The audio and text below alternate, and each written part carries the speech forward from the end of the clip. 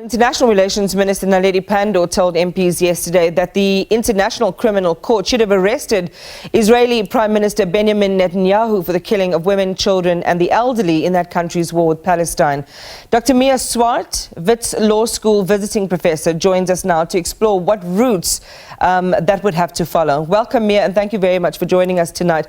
Sum up for our viewers which international laws Netanyahu and his military top brass are said to have broken in the period after October the 7th, including under the UN Charter and the Geneva Convention. Thank you, Iman. Well, that will take some time because a whole catalogue of crimes have been committed already, especially in terms of war crimes, where, we see the targeting of civilian infrastructure, the bombing of houses, the bombing of apartments, the bombing of hospitals, schools. We see the refusal to let aid through. We have seen forms of collective punishment. We've seen the use of white phosphorus, which is against the Geneva Conventions, especially in the context of civilians. So many of the war crimes relate to crimes that you simply cannot commit against the civilian population. And of course, war crimes have been committed on the other side as well, not to the same extent, but certainly the kidnapping of the hostages, the killing of civilians would also qualify as international crimes. On the side of Gaza, again, certainly there's more and more talk that genocide have been committed. Genocide is a very difficult crime to prove before the ICC because it has this specific intent requirement that you cannot just refer to mass killing. You must prove that the perpetrator specifically intended to destroy or eliminate a national, ethnic, racial, or religious group. However, increasingly, it seems as if, the situation in Gaza does fulfill that strict criteria. And those, I imagine, would be statements made by the defense ministers and others, which have referred to Palestinians as human animals.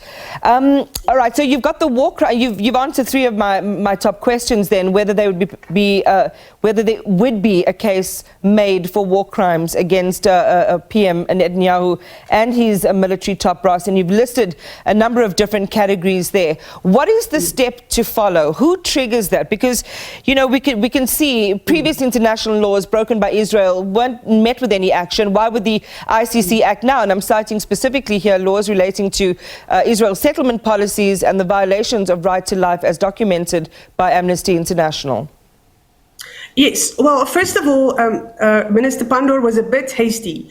No arrest warrant can be issued overnight. This simply is not how it works. Maybe she was trying to be rhetorically forceful by saying that, but it's not how it works. There has to be an investigation. There has to be evidence gathering, and this always takes time. In this specific case, there is the inevitable delays caused by Israel because it is only Israel that can give permission to the ICC chief prosecutor to enter Gaza. So that is what the ICC prosecutor is struggling with, the fact that he cannot even enter Gaza. He was stopped at the Rafah gate. So from that point of view, this might be a particularly long investigation. The ICC is certainly not a panacea. The ICC will not be the body that stops this as much as government might hope that it will. Certainly in terms of the previous investigation that was started just after Operation Protective Edge, the 2014 war against Gaza, there the ICC certainly dragged its feet for too long. In terms of that investigation, if one looks at that investigation, one can expect, a drawn-out process, because it is also not entirely clear that the ICC, is as serious as one wants it to be when it comes to, turning against the US and turning against the West, because of the vast support that the US is providing to Israel. Essentially, if the ICC investigates Israel, it is indirectly investigating the US, and we haven't really seen this happening yet. Could they be charged as accomplices? Well, very interesting question. That hasn't happened yet, that the funding of a conflict translates legally under the ICC into being an accomplice. Usually an accomplice is someone who's seen as, being on the ground and also pulling a trigger. But that's a very good question, Iman, and I hope that the law develops in that direction. So the sum total of what you're saying, Mia, and we heard from our other reporter, Mia Alberti, who's reporting from Beirut, from Lebanon, that, there is an urgency for something to happen that could affect the trajectory of the war right now, insofar as minimizing civilian deaths and casualties.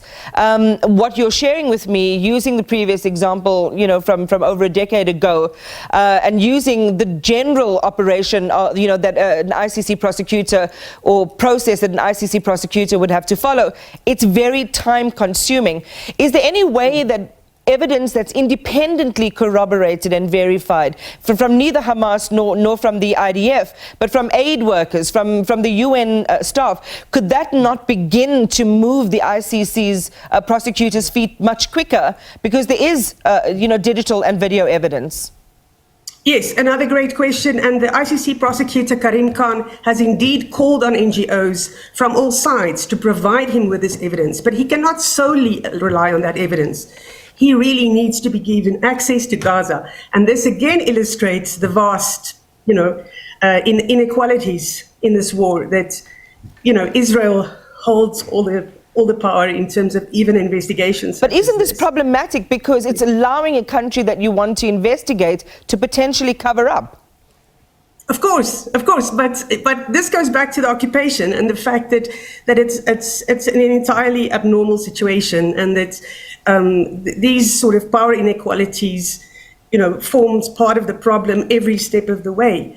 So the ICC will not form a quick solution here. It seems as if the UN is also not going to step in because of the power of the US within the UN. So it looks pretty dire on the side of the Palestinians, to be honest. I cannot see sort of any international player being forceful enough now to force or really impose, the ceasefire that is very urgently necessary.